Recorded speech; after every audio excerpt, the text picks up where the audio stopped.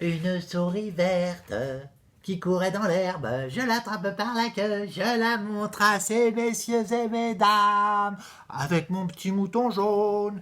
Bienvenue dans un dimanche, un bâton, une heure pour un nouvel épisode avec mon petit assistant marin qui est le petit mouton jaune.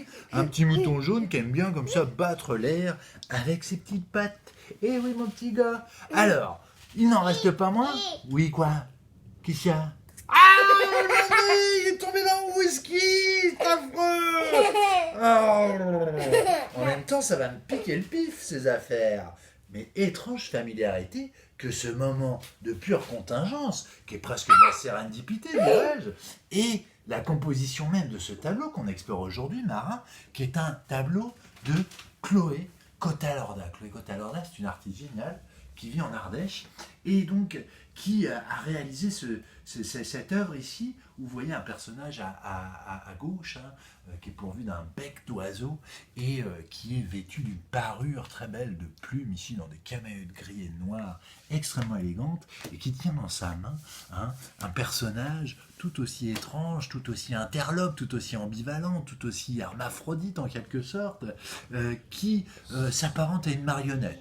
Comme si la mascarade et la marionnette se retrouvaient ici sur un même plan avec cette œuvre. Et puis cette petite inscription qui court ici, on les retrouve très souvent dans les œuvres de Chloé Cotalorda, un petit désir que la tête mange. Petit désir que la tête mange qui fait quasi office de titre et qui nous laisse à croire que on retrouve ces formes de tension qu'on a pu explorer dans des épisodes précédents entre, je dirais, la réalisation, la pulsion de réalisation du désir, n'est-ce pas? Et puis en même temps, je dirais, le frein ici, ce frein de la raison, ce frein raisonnable ici qui se fait jour avec la prise de tête ici qui consiste à dire que c'est la tête qui mange le désir, ou le contraire. Donc on est vraiment dans les sables mouvants en quelque sorte, sables mouvants qui sont comme amplifiés, parce que vous voyez la tristesse de ces personnages ici qui sont rendus avec un réalisme qui le dispute à une forme de surréalisme exacerbé, qui relève ici sans doute aussi de la technique même qui est utilisée par Chloé Cotalorda, qui est une technique de grisaille. C'est-à-dire que vous avez une feuille de verre qui est le support du dessin, un dessin qui est réalisé par l'entremise d'oxydes métalliques qui sont ensuite passés au four à plus de 600 degrés.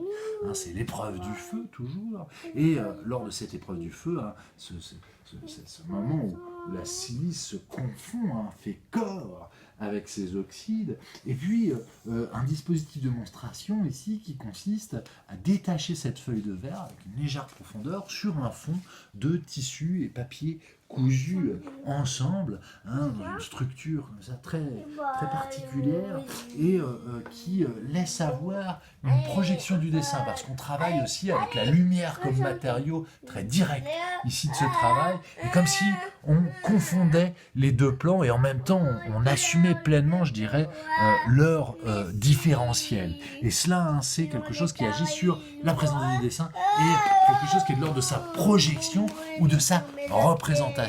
Art de la lumière qui n'est pas sans rappeler, je dirais, les fondements même de l'art du vitrail dans l'Occident chrétien, au XIIe siècle.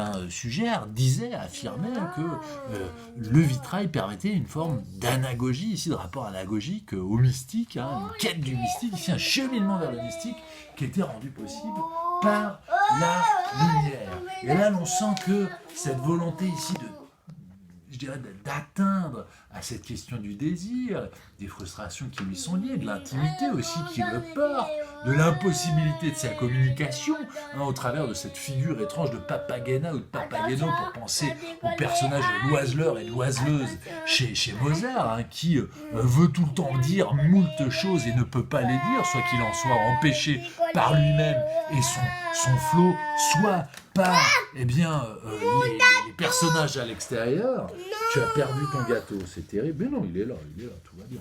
Et donc, ça c'est important parce que cette incommunicabilité ici, et cette tension toujours qui est générée par cette relation au désir, se trouve ancrée dans une forme de conflit entre spiritualité ici, une forme de matériologie, hein, pour reprendre les termes d'un Jean Dubuffet, hein, où finalement hein, le rapport à l'idée et au réel se retrouve en constante lutte, n'est-ce pas? Enfin, on s'arrêtera sur cette conclusion de mon assistant, mon gâteau, mon gâteau, mon gâteau, pour vous donner rendez-vous demain dimanche pour un nouvel épisode d'un dimanche, un bâton, une heure. Allez, au revoir!